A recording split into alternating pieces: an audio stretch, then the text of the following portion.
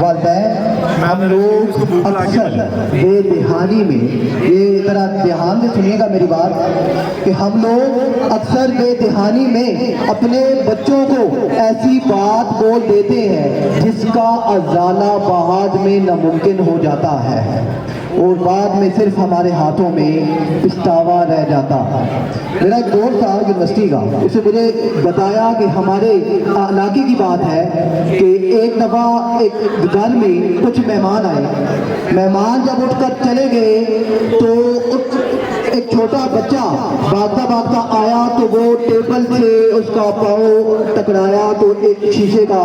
جگ تھا وہ نیچے گرا اور ٹوٹ گیا۔ تو ماں نے کہا کہ جیسے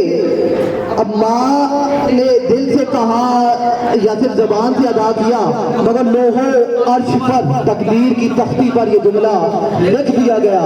ماں نے کہا کہ جس طرح اس گلاس کے ٹکڑے ٹکڑے ہوئے ہیں، اللہ کرے تیرے بھی ہو جائیں،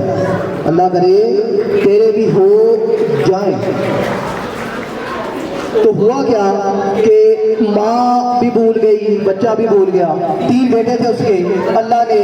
چھوٹے بیٹے کو نعمتوں سے نوازا، وہ